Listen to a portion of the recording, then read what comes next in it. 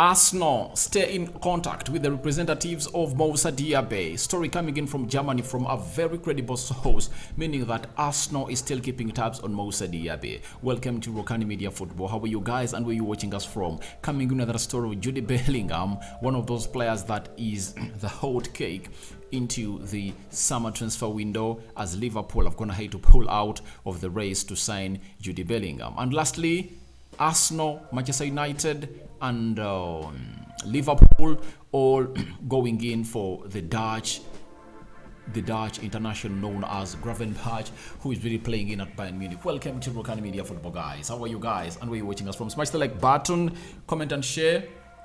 If you're totally watching us for the very first time, endeavor to subscribe to this channel so as not to miss out on the stories that you do upload in here on a daily. Rokani David is my name. Second video of the day, and I think today we're going to be having 3 only because I wake up late, and I think I'm sorry for disappointing you guys, but I think I would have really shelled up everything that I was supposed to be giving to you in 3 videos. By the way, I've taken long without doing 5 videos on a day. I've been doing 4, and I think tomorrow I need to charge up to see to it that I really bring you those videos that you guys really deserve in here onto this channel. Now, Moussa Diaby is one of those players that Arsenal have been really eyeing at for a very long period of time, and today Sports Build coming in from Germany, it's a very credible source, has told us that Arsenal have stayed in contact with Moussa Diaby's entourage and are interested in signing him this summer. They are very well positioned for his signature. You know, Moussa Diaby narrowly went to Newcastle in the summer because Arsenal looked like they never wanted to go ahead and really spend a lot of money because they would have gone ahead to violate what we call the financial fair play rule, because Moussa Diaby's cost was north of 60 million euros, and Arsenal couldn't spend that amount of money. That's why you saw to it that on the deadline day of the summer, they were going in for players non-surpassing 20 or 30 million pounds.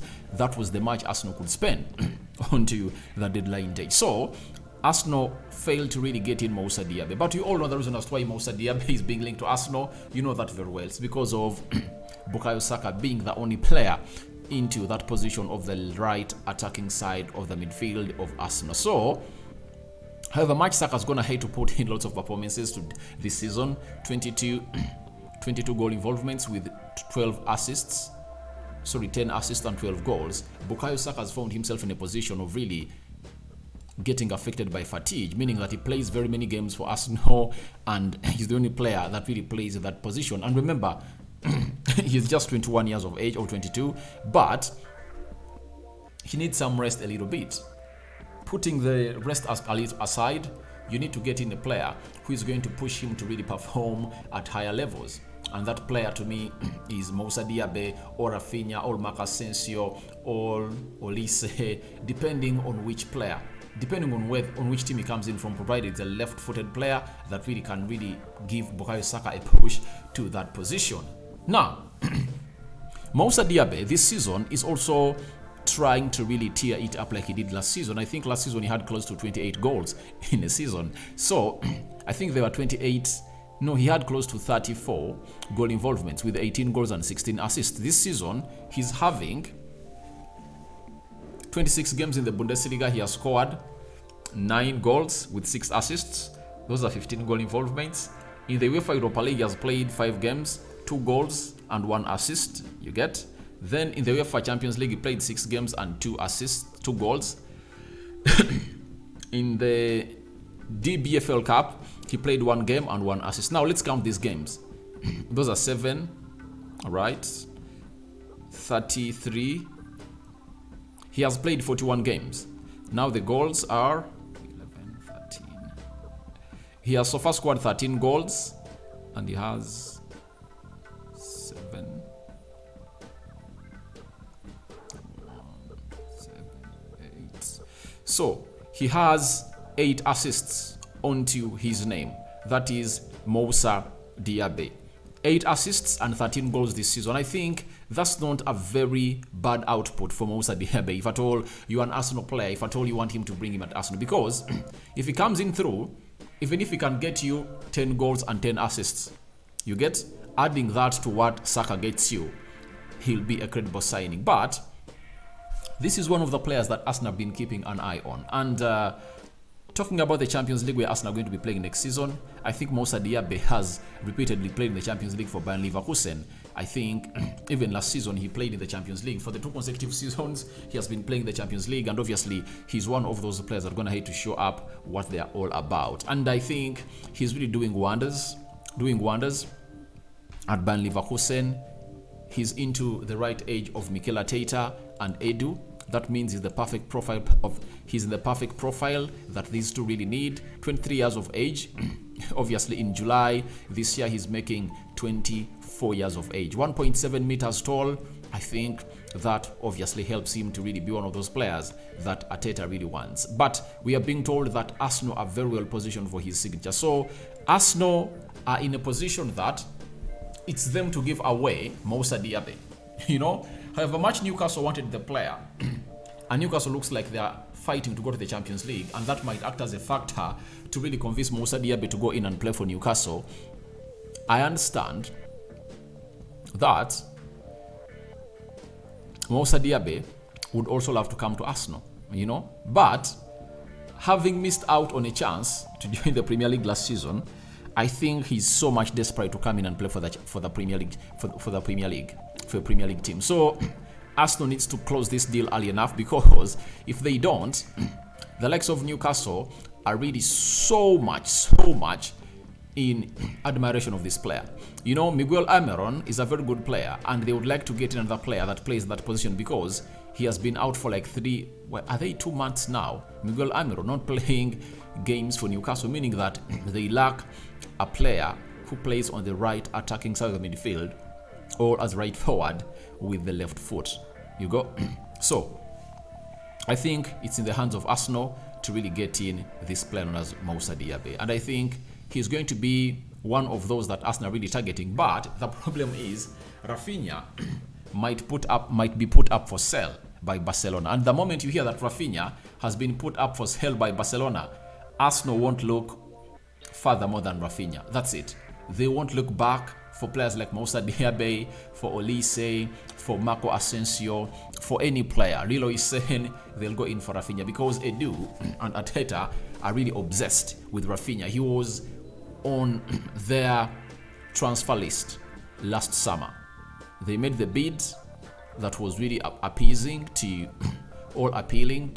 Leeds, but Leeds said, for us, we're okay with it. The player said, I want to go to Barcelona. Barcelona came in and paid the money.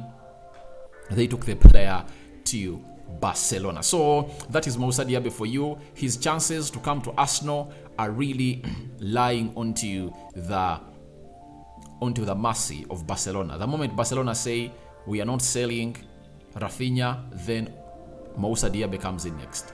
If they say Rafinha is up for sale, then Moussa Diaby won't see himself come to Arsenal. But I think teams like Newcastle are really waiting for such a chance to sign him as their player at a club known as Newcastle. Now let's go to Ryan Gravenberch. I brought you a story, I think on Monday, about Ryan Gravenberch, but today we've been told by Santi Aonuma that Arsenal, Liverpool and Man United are interested in Ryan Gravenberch. The Dutch has no intention of spending another season on the bench and is considering his future. If Bayern can't give him playing time guarantees, Gravenberch would ask to leave. To me, all in my opinion, Gravenberch made the wrong move from Ajax to join Bayern Munich. There was Marcel Sabitzer, there was Musiala, there was Goretzka, Joshua Kimmich. All those four players are midfield players, and Gravenberch at the age of 20, he never had the urge to go all out and really compete for such. So, as it stands for me, I think he has just gotten to realize that he made a very big mistake. So, after making that blunder, he's here trying to rectify, because he's still young and he still has a lot in his legs to play the game of football. And I think these teams that are really interested in him can really get him what we call a revival of his career that For the last 1 year, it has been abysmal to an extent that he missed out on the World Cup.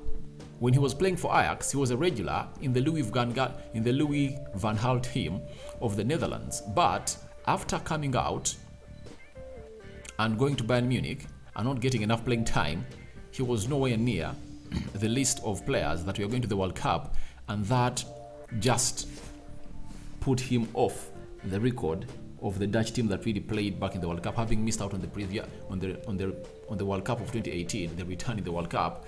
And Louis van Gaal is the one who really led them to that victory to return to the World Cup. So Gravenberch, to me, is a very good player.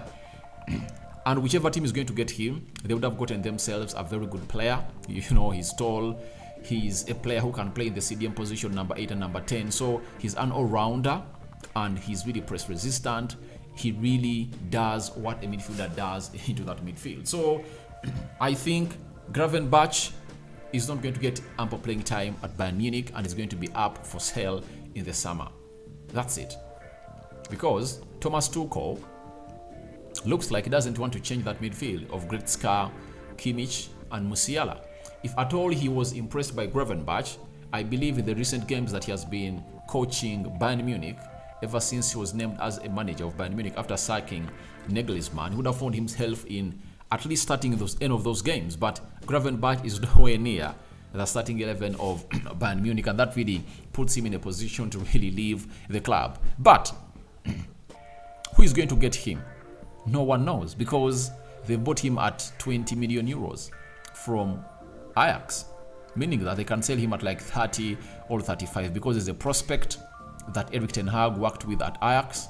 Ten Hag must be one of those that is really interested in getting him. If at all a chance is there, he can go in for him. But even Arsenal have a very convincing project that can see him really return to the club of, that can see him sign for the club of Arsenal. And even Jurgen Klopp is really a manager that is obsessed with the player. And obviously, it will depend on who really is ready to do the needful for the club of it will depend on who is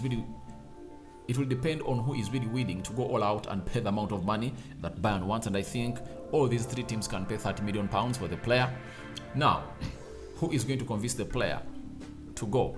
And I think Erik ten Hag has an age, but obviously United is having really big problems. The takeover of United might really cost United from really getting the players that Erik ten Hag wants to come in and really play for the club of Manchester United. So that's all about Gravenberch. So it looks like it's a 3-horse race: Arsenal, United, and Liverpool. Whoever wins it, God knows for that, because it looks like the player is soon going to make a decision that I'm leaving the club. Now, Jude Bellingham is one of those players that has been a hot asset, and he has been a hot asset, or a hot cake, onto where he's going to be playing next season, with Liverpool leading the race, Man City in there, PSG, Real Madrid in the mix, Manchester United in the mix.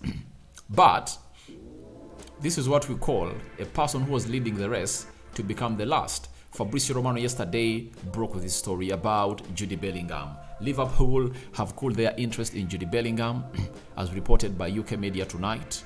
No bid, as Liverpool will no longer work on this deal at current conditions.